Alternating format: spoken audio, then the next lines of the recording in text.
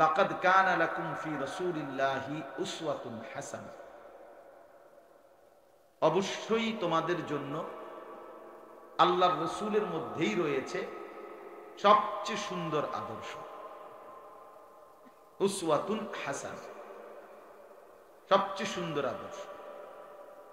তাহলে বোঝা গেল এখানেও আল্লাহ তাআলা এটাই বললেন যে নবী সাল্লাল্লাহু আলাইহি ওয়াসাল্লামের মধ্যেই আমাদের জন্য সর্বোত্তম সুন্দর আদর্শ, অনুসরণীয় যত কিছু সব তার মধ্যেই আছে। কোরআনুল কারীমের মধ্যে আল্লাহ তাআলা বলেন, ওমা আতাকুমুর রাসূলু ফাখুযুহু ওমা নাহাকুম আনহু ফান্তাহু। রাসূল যা নিয়ে এসেছেন তা তোমরা গ্রহণ করো, যা নিষেধ করেছেন তার থেকে বিরত থাকো। তাহলে এখানেও আল্লাহ তাআলা অনুসরণের কথাই বলছেন। তিনি যা করতে বলেছেন তা করো, তিনি যা ছাড়তে বলেছেন তা ছাড়ো। কোরআনুল কারীমের মধ্যে আল্লাহ তাআলা এভাবে বহু আয়াতের মধ্যে এই কথা বলেছেন বারবার। কোরআনে আল্লাহ তাআলা বলেন, ওমা কানা লিমুমিনিন ওয়ালা মুমিনাতিন ইযা কাদাল্লাহু ওয়া রাসূলুহু আমরান আন ইয়াকুনা লাহুমুল খিয়ারাতু মিন আমরিহিম ওয়া মান ইয়াসিল্লাহা ওয়া রাসূলাহু ফাকাদ যাল্লা যালালাম মুবিনা। আল্লাহ তাআলা বলেন, কোন মুমিন পুরুষ কিংবা মহিলা, মুসলমান পুরুষ হোক কিংবা নারী হোক, তাদের কারো জন্যই কোনো অধিকার নাই আল্লাহ এবং তার রাসূল কোনো ফয়সালা দেওয়ার পর, সিদ্ধান্ত দেওয়ার পর নিজস্ব কোনো মতামত পেশ করবে, এই অধিকার কোনো পুরুষ কিংবা নারী যেই ইমানদার পরিচয় দিবে নিজেকে, তাদের কারো জন্য নিজস্ব মতামত পেশ করার অধিকার নেই। ওমান ইয়াসিল্লাহ ওয়া রাসূলাহু, এরপরে আল্লাহ তাআলা বলেন, আল্লাহ এবং তার রাসূলের অবাধ্যতা যে করবে ফাকাদ যাল্লা যালালাম মুবিনা, সে সুস্পষ্ট গোমরাহ পথভ্রষ্টদের অন্তর্ভুক্ত হবে। নাউযু। কোরআনুল কারীমের মধ্যে আল্লাহ তাআলা বলেন, ফালা ওয়া রাব্বিকা লা ইউমিনুনা হাত্তা ইউহাক্কিমুকা ফীমা শাজারা বাইনাহুম সুম্মা লা ইয়াজিদু ফী আনফুসিহিম হারাজাম মিম্মা কাদাইতা ওয়া ইউসাল্লিমু তাসলিমা। আল্লাহ তাআলা বলেন, হে নবী, আপনার রবের কসম, মানে আল্লাহর কসম। নবীজির রব কে? তা আপনার রবের কসম, লা ইউমিনুনা, লোকেরা মুমিনই হবে না, মুমিনই থাকবে না, ঈমানদারি হবে না, হাত্তা ইউহাক্কিমুকা ফীমা শাজারা বাইনহুম, তাদের যাবতীয় বিষয়ে যা তাদের মধ্যে বিবাদ বিসম্বাদ, যেই কোনো বিষয়ে তাদের মধ্যে কোনো মনোমালিন্য, ঝগড়া ফাসাদ অথবা যে কোনো বিষয় হয়, সেখানে যদি আপনাকে, আপনার রায়কে চূড়ান্ত ফয়সালা না মনে করে, আপনার সিদ্ধান্তকে গ্রহণ না করে, তাহলে তারা ঈমানদারি থাকবেন, ঈমানদারি হবেন। এবং আল্লাহ তাআলা বলেন যে এটাও বলে দিয়েন, শুধু সিদ্ধান্তটা মেনে নিবেন না পারতে এমন না, বরং আপনার সিদ্ধান্ত মানার ক্ষেত্রে তাদের অন্তরের মধ্যে সামান্যতম সংশয়, বিরক্তি, অসন্তুষ্টিও যেন না থাকে, তাইলেও মুমিন থাকবে। আচ্ছা যাক, আর কি করার আছে, চেষ্টা তো করছি, না পারলে আর মাইনা নেওয়া ছাড়া আর কোনো উপায় নেই। এইটা তো মানা হলো, এটা তো মানা হলো না, এটা তো হলো অসহায় নিরুপায়, মনে মনে অসন্তুষ্টি, কিন্তু মেনে নিলাম এমনি মুখে মুখে। আল্লাহ তাআলা বলেন না, সুম্মা লা ইয়াজিদু ফি আনফুসিহিম হারাজাম মিম্মা কাদাইত, আপনি রাসূল যে ফয়সালা দিবেন, ওই ফয়সালার ব্যাপারে যদি অন্তরেও কোন রকমের কষ্ট বোধ করতে পারবে, তাইলেও মুমিন থাকবে। ওয়ায়ুসাল্লিমু তাসলিমা। এবং আল্লাহ তাআলা বললেন বরং দায়িত্ব হলো সকলেই যেন পরিপূর্ণ আনুগত্য করে, পূর্ণ মেনে। তাহলে দেখেন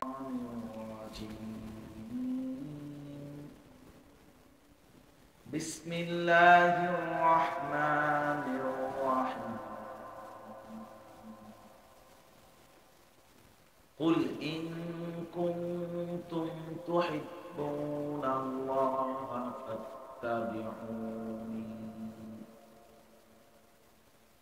فاتبعوني يحببكم الله ويغفر لكم ذنوبكم والله غفور رحيم.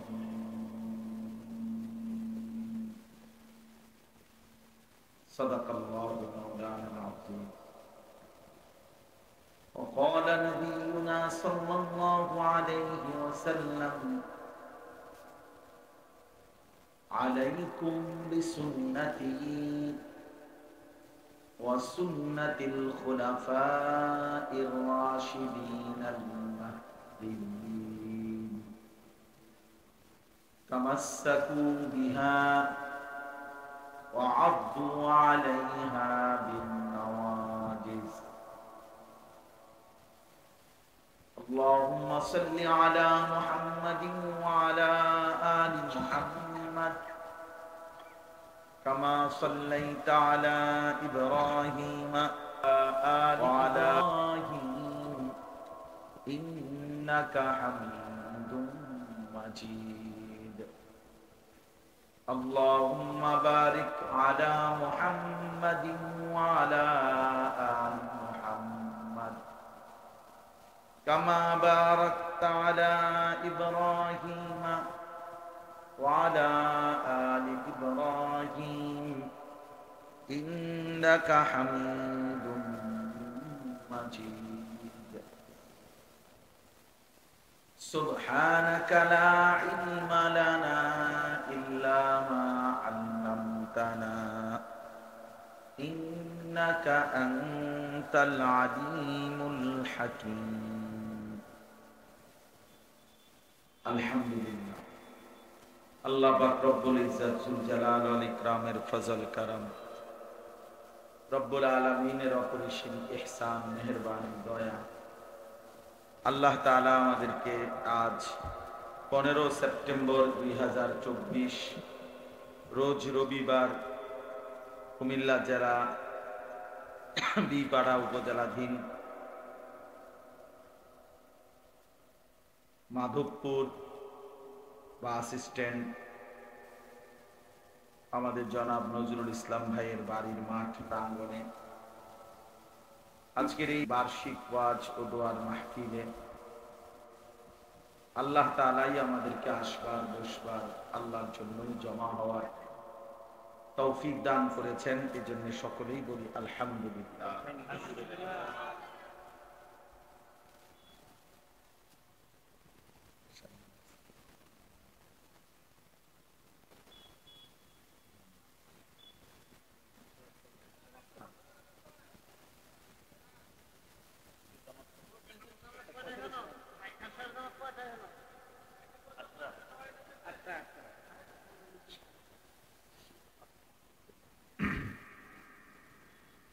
আলহামদুলিল্লাহ, আমি আপনাদের সামনে পবিত্র কোরআনুল কারীমের 3 নম্বর সূরা, সূরা আলে ইমরান, এই সূরার 31 নম্বর আয়াত তেলাওয়াত করেছি। মূলত এই আয়াতটি আমাদের সবার কাছে পরিচিত আয়াত। যারা মোটামুটি দ্বীনি নসিহত শুনে, বয়ান শুনে কম বেশি, তাদের সবার কাছেই এই আয়াতটা কম বেশি পরিচিত। এমন একটি পরিচিত আয়াতই আমি আপনাদের সামনে পড়ছি। মূলত রবিউল আউয়াল মাসে আমাদের দেশে নির্ধারিত কিছু মানুষ রাসূলুল্লাহ সাল্লাল্লাহু আলাইহি ওয়াসাল্লামকে নিয়ে বিভিন্নমুখী আয়োজন করে। কেউ রেলি, কেউ মিছিল, কেউ জশ্নে জুলুস, ঢাক ঢোল বাদ্য, বিরিয়ানি খিচুড়ি, অনেক কিসিমের হই হুল্লোড়, ফুল দিয়ে সাজায়া গাড়ি, নবী সাল্লাল্লাহু আলাইহি সাল্লামকে মহব্বত প্রকাশের নামে এরকম অনেকগুলো আচরণ করে থাকে। কিন্তু আমরা যারা বিশেষ করে এক কথায় কওমি মাদ্রাসার উলামায়ে কেরাম এবং সারা পৃথিবীতে যারা আহলুস সুন্নাত ওয়াল জামাতের অনুসারী উলামায়ে কেরাম, তাদের সকলের দৃষ্টিভঙ্গিটা মূলত এটা, সকলের অথবা কমপক্ষে সংখ্যাগরিষ্ঠের, যে রাসূলুল্লাহ সাল্লাল্লাহু আলাইহি ওয়াসাল্লামের আলোচনা, মর্যাদা, বৈশিষ্ট্য, মানে নবী সাল্লাল্লাহু আলাইহি ওয়াসাল্লামকে কেন্দ্র করে যাবতীয় বিষয় সারা জিন্দেগীর জন্যই, সারা বছরের জন্য নবীজি সাল্লাল্লাহু আলাইহি ওয়াসাল্লাম রবিউল আউয়াল মাসের সাথেই সম্পৃক্ত নন। আর তিনি শুধু এই মাসের জন্যই আসেন না, তিনি 12 মাসের জন্যই আসছেন, সারা পৃথিবীর জন্যই আসছেন। এটা হলো একটা বিষয়। আরেকটা বিষয় হলো রাসূলুল্লাহ সাল্লাল্লাহু আলাইহি ওয়াসাল্লামের সাথে আমাদের সম্পর্কটা কি হবে, নবীজির বিষয়ে আমাদের করণীয় কি, এই কথা আল্লাহ তাআলা এবং নবী সাল্লাল্লাহু আলাইহি সাল্লাম নিজেই স্পষ্ট করে বলে দিয়েছেন। কাজেই এই বর্ণনার বিপরীতে কোরআন এবং সুন্নাহর যেখানে সুস্পষ্ট দিক নির্দেশনা আছে,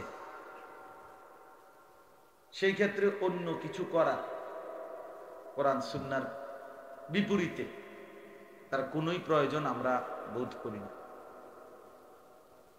বরঞ্চ আমরা বিশ্বাস করি কোরআন এবং সুন্নাহর মধ্যে রাসূলুল্লাহ সাল্লাল্লাহু আলাইহি ওয়াসাল্লামকে কেন্দ্র করে যত প্রশংসা, যত সিফাত, আমাদের যত করণীয়, এগুলো আল্লাহ তাআলাই বলে দিয়েছেন এবং নবীজি সাল্লাল্লাহু আলাইহি ওয়াসাল্লাম তিনি নিজেও বলেছেন।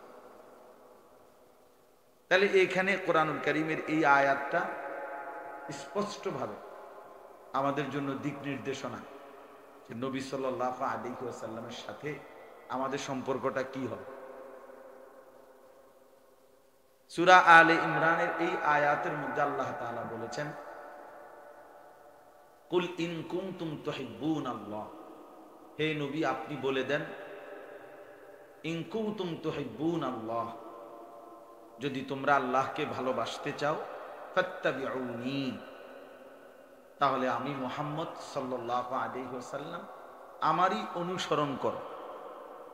ইউহিব্বুকুমুল্লাহ, তাহলেই আল্লাহ তাআলা তোমাদেরকে ভালোবাসবেন।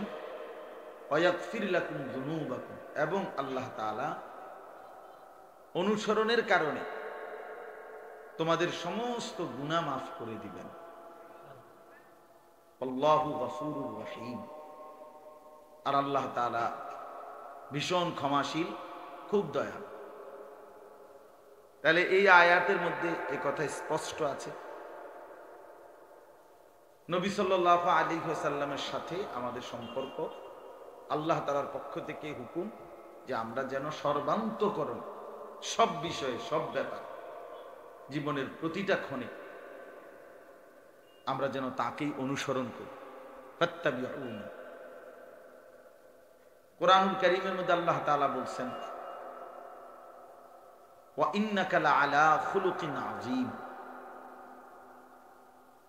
আপনাকে আমি সুউচ্চ সুমহান সর্বোত্তম আখলাক সর্বোত্তম চরিত্রের অধিকারী করে এই পৃথিবীতে পাঠিয়েছে বানিয়েছে।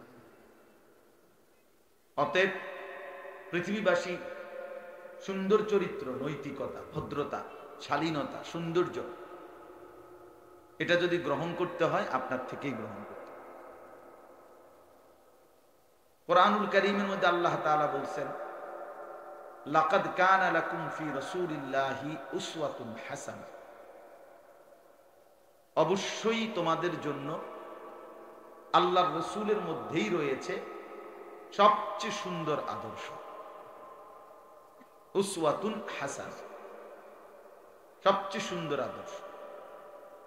তাহলে বোঝা গেল এখানেও আল্লাহ তাআলা এটাই বললেন যে নবী সাল্লাল্লাহু আলাইহি ওয়াসাল্লামের মধ্যেই আমাদের জন্য সর্বোত্তম সুন্দর আদর্শ, অনুসরণীয় যত কিছু সব তার মধ্যেই আছে। কোরআনুল কারীমের মধ্যে আল্লাহ তাআলা বলেন, ওমা আতাকুমুর রাসূলু ফাখুযু ওমা নাহাকুম আনহু ফান্তাহু। রাসূল যা নিয়ে এসেছেন তা তোমরা গ্রহণ করো, যা নিষেধ করেছেন তার থেকে বিরত থাকো। তাহলে এখানেও আল্লাহ তাআলা অনুসরণের কথাই বলছেন। তিনি যা করতে বলেছেন তা করো, তিনি যা ছাড়তে বলেছেন তা ছাড়ো। কোরআনুল কারীমের মধ্যে আল্লাহ তাআলা এভাবে বহু আয়াতের মধ্যে এই কথা বলেছেন বারবার। কোরআনে আল্লাহ তাআলা বলেন, ওমা কানা লিমুমিনিন ওয়ালা মুমিনাতিন ইযা কাদাল্লাহু ওয়া রাসূলুহু আমরান আন ইয়াকুনা লাহুমুল খিয়ারাতু মিন আমরিহিম ওয়া মান ইয়াসিল্লাহা ওয়া রাসূলাহু ফাকাদ যাল্লা যালালাম মুবিনা।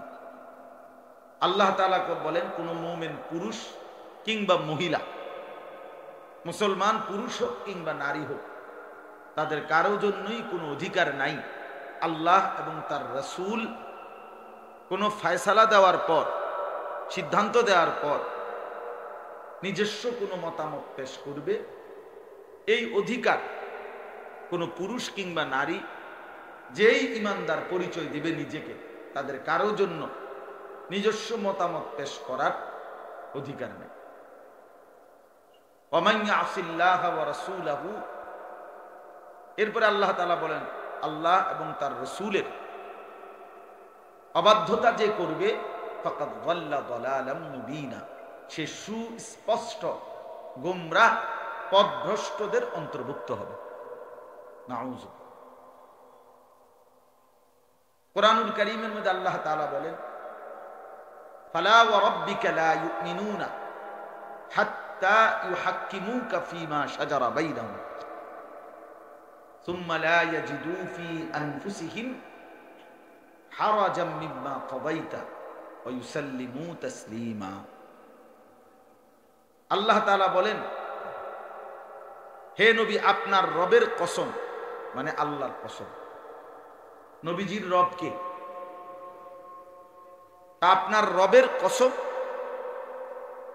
লা ইউমিনুনা, লোকেরা মুমিনই হবে না, মুমিনই থাকবে না, ঈমানদারই হবে না, হাত্তা ইউহাক্কিমুকা ফীমা শাজারা বাইনাহুম, তাদের যাবতীয় বিষয়ে যা তাদের মধ্যে বিবাদ বিসম্বাদ, যেই কোনো বিষয়ে তাদের মধ্যে কোনো মনোমালিন্য, ঝগড়া ফাসাদ অথবা যে কোনো বিষয় হয়, সেখানে যদি আপনাকে, আপনার রায়কে চূড়ান্ত ফয়সালা না মনে করে, আপনার সিদ্ধান্তকে গ্রহণ না করে, তাহলে তারা ঈমানদারি থাকবেন,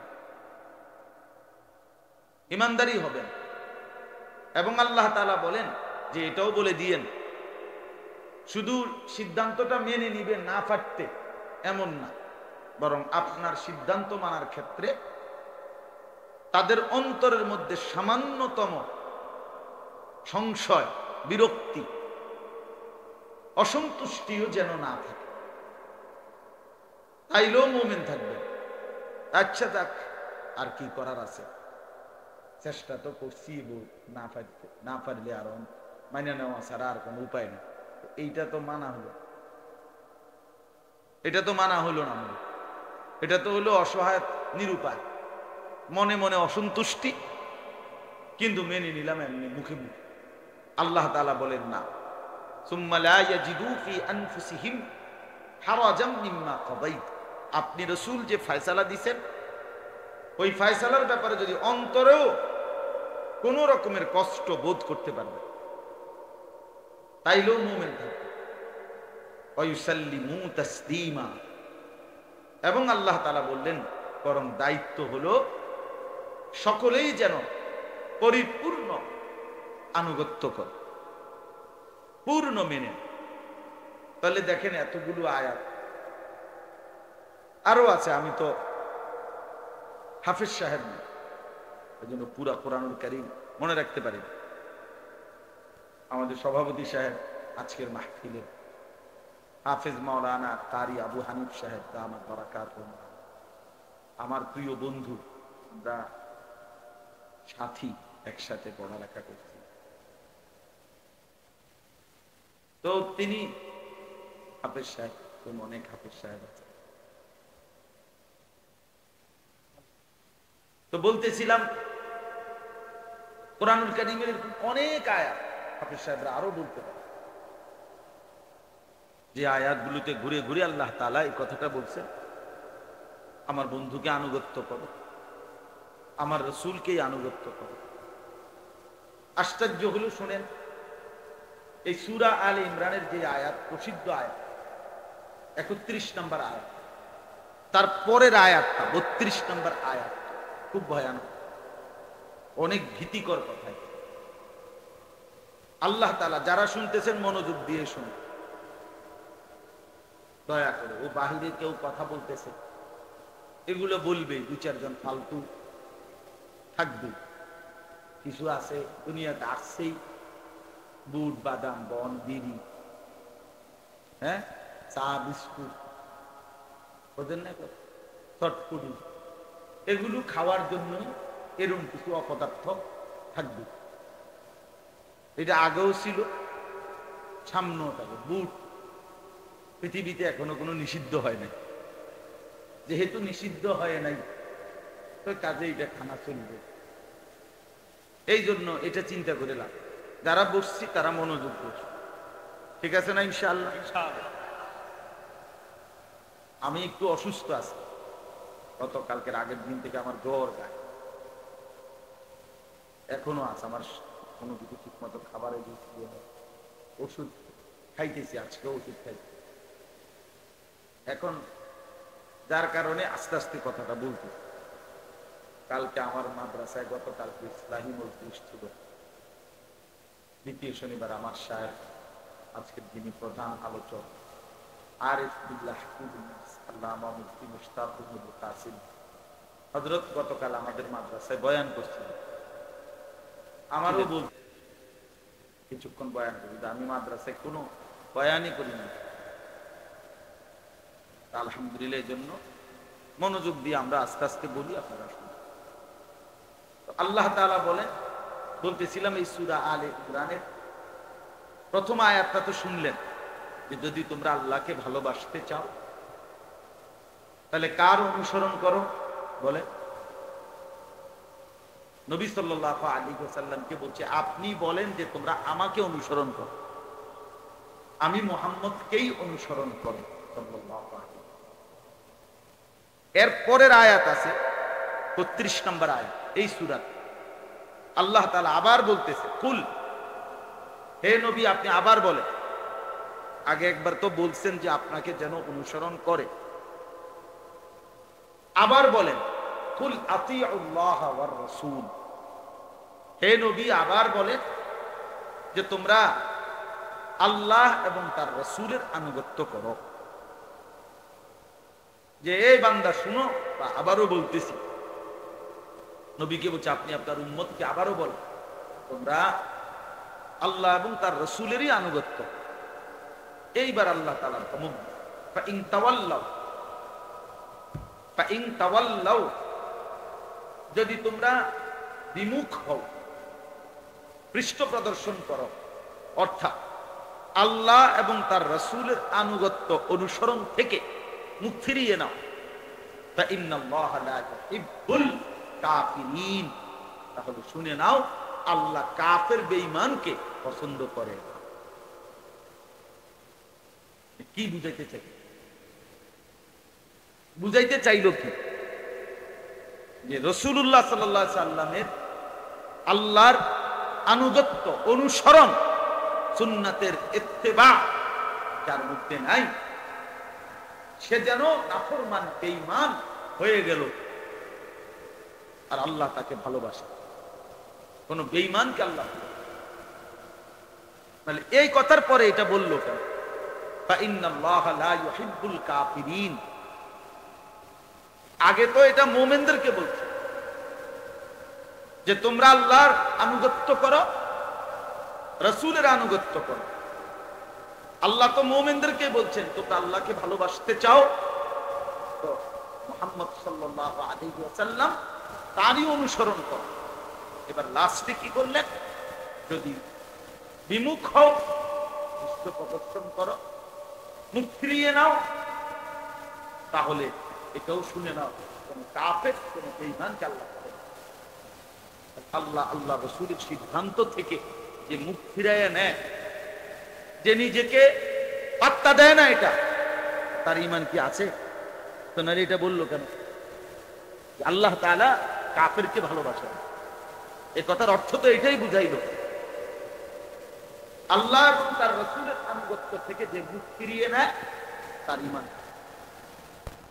কতটা ভয়ানক কথা, কতটা ভয়ানক বিষয় বলে। আমরা কিতাবে পড়ছি, ছাত্র জীবনেই পড়ছি, আহলে সুন্নাত ওয়াল জামাতের আকীদা হলো কোন মানুষ যদি আমাদের প্রিয় নবী সাল্লাল্লাহু আলাইহি ওয়াসাল্লাম 23 বছরে যা কিছু আল্লাহর পক্ষ থেকে নিয়ে এসেছেন তার কোনো একটি জাররা বিন্দু, ছোট্ট হোক, ছোট একটা বিষয় হোক, এটা একটা মেসওয়াকের বিষয় হোক, এটা একটা নখ কাটার বিষয়, মনে করেন একটা ছোট্ট বিষয় কেউ যদি অস্বীকার করে তাইলে সে বেঈমান, কাফের। আর 2 নম্বর হলো আহলে সুন্নাত ওয়াল জামাতের আকীদা, এটা আমরা শরহে আকাইদের মধ্যেও পড়ছি। অর্থাৎ কেউ যদি ইসলামের, আমাদের নবী সাল্লাল্লাহু আলাইহি ওয়াসাল্লামের আনিত এই 23 বছরের কোনো একটি সামান্য থেকে সামান্য কিছুকে বিদ্রুপ করে, ঠাট্টা মস্কারি করে, ইস্তেহজা অর্থ হলো ঠাট্টা করা, উপহাস করা, এই জেনে বুঝে ইচ্ছে করে উপহাস যদি করে, তো সমস্ত আহলে সুন্নাত ওয়াল জামাতের পূর্ববর্তী উলামায়ে কেরামের ফতোয়া এটা, ওই লোকও কাফের হয়, বেঈমান, ওইটাও কুফর। এজন্য 2 ভাবে কুফরি হয়। এক, ইসলামের যেই কোনো ছোট্ট বিষয়কে, নবীজির যেই কোনো ছোট্ট বিষয়কে অস্বীকার করা, এর দ্বারাও কুফরি হয়। আর ইসলামের যেই কোনো বিষয় কিংবা নবী সাল্লাল্লাহু আলাইহি ওয়াসাল্লামের যেই কোনো বিষয়কে উপহাস করা, ঠাট্টা করা, তুচ্ছ তাচ্ছিল্য করা, এর দ্বারাও কুফরি হয়। কি ভয়ানক কথা! এক মানুষের জীবনের সবচেয়ে বড় সম্পদ তার ঈমান। ঈমান, এক জাররা ঈমানের বহুত দাম। স্বর্ণ যেমন অল্প, স্বর্ণের পাল্লাও আলাদা, স্বর্ণের বাটখারাও আলাদা, স্বর্ণ মাপার। স্বর্ণ যে সময় মাপে, ওই সময় ছোট্ট বক্সের মতো যে এটার ভিতরে রাখে স্বর্ণটা মাপার জিনিসটা দেয়, এটা গ্লাসটা লাগায়া দেয়, ফ্যানটাও বন্ধ করতে হয়, এক সুতা নড়লে হিসাব ব্যামিল হয়ে যায়। অনেক সূক্ষ্ম, অনেক সূক্ষ্ম। তো ঠিক তেমনি ভাবে এক জাররা, এক বিন্দু ঈমানের অনেক দাম। নবী সাল্লাল্লাহু আলাইহি ওয়াসাল্লাম হাদিসের মধ্যে ইরশাদ করেছেন, হাসরের ময়দানে আল্লাহ তাআলা সমস্ত জাহান্নামীদেরকে জাহান্নামে ফেলার পর বহু জাহান্নামীকে ধীরে ধীরে আবার তুলে জান্নাতেও আনবেন। এই আনতে আনতে শেষ আল্লাহ ফেরেশতাদেরকে এটাও বলবেন, আমার ওই বান্দাকেও জাহান্নাম থেকে তুলে আনো যার মধ্যে এক জাররা বিন্দু মিসকালু হাববাতিন মিন খারদালিন মিন ঈমান, সরিষার দানার চাইতেও সামান্য পরিমাণ ঈমান যার মধ্যে আছে, তাকেও জাহান্নাম থেকে বের করে নিয়ে আসো, তারও জান্নাত দিয়ে, তারও জান্নাত। 99টা গুনার খাতা হাদিসে আছে, একজন ব্যক্তির গুনাহের খাতা 99টা আমলনামা, এক একটা খাতা চোখের দৃষ্টি যায় যেটুকু, মাদ্দুল বাসার, এই দৃষ্টি যেটুকু পর্যন্ত যায় এইরকম প্রশস্ত বড়। একটা মানুষের চোখের দৃষ্টি অনেক দূর যায়, তো এইটা চওড়া চারদিকে স্কয়ার, এরকম প্রশস্ত এক একটা খাতা। তাহলে এইটি কি 10 টিকা খাতা নাকি? এই এত বড় 99টা খাতা গুনার খাতা, ওই ব্যক্তিকেও আল্লাহ নবী আল্লাহ তাআলা হাসরের ময়দানে ডাক দিয়ে বলবেন, বান্দা দেখো তো এগুলো তোমার কিনা গুনাহ? বান্দা বলবে হ্যাঁ এগুলো আমার। এগুলোই তার আমল মিজানের পাল্লাতে একটাতে দেওয়া হবে, আর ওই পাল্লাতে নেকি দেওয়ার মতো কিচ্ছু নেই। আল্লাহ তাআলা বলবেন, বান্দা আমার কাছে তোমার একটা ছোট্ট আমানত আছে, তুমি এটা তোমার খালি পাল্লিটার মধ্যে দাও। তা আল্লাহ তাআলা কুদরতি হাতে ওই বান্দাকে এই ছোট্ট চিরকুট কাগজের টুকরার মধ্যে লিখিত কালেমা লা ইলাহা ইল্লাল্লাহর এই ঈমান, যেটা আল্লাহ তার নিছিল, যেটা তার ঈমান আল্লাহ হেফাজত করছে, এইটা তার হাতে তুলে দিবে, দিয়া বলবে যাও এই ছোট্ট কাগজের চিরকুট এইটা খালি পাল্লাটার মধ্যে দাও। হাদিসে আছে স্পষ্ট, লোকটি তখন মনে মনে অবাক হয়ে বলবে, মা হাদিহিস সিজিল্লাত ওয়া মা হাদিহিল বিতাকা, হায় আল্লাহ এতগুলো লম্বা বড় বড় 99টা খাতার মোকাবেলায় এই সামান্য চিরকুটটা দিয়ে হবেটা কি? এটা দিলেই কি লাভ হবে? আল্লাহ তাআলা বলবেন, লা যুলমাল ইয়াউম, আরে বান্দা তোমার উপরে জুলুম হবে না, তুমি দিয়েই দেখো। ফাতুদাউল বিতাকা, তখন ওই চিরকুটটা রাখা হবে খালি পাল্লাটা, ফাতাশাতিস সিজিল্লাত ওয়া সাকুলাতিল বিতাকা। নবীজি বলেন সাথে সাথে সাথে সাথে ওই 99টা খাতার পাল্লি এটা উপরে উঠে যাবে, মানে হালকা হয়ে যাবে, আর এই কালেমার চিরকুটের কাগজটা দেওয়াতে এই পাল্লিটা ভারী হয়ে যাবে, মানে নিচে নিচে নেমে যাবে। এই লোক জান্নাতি হয়েছে। তাহলে ঈমান কত বড় সম্পদ, ঈমান কত বড় মুক্তির গ্যারান্টি।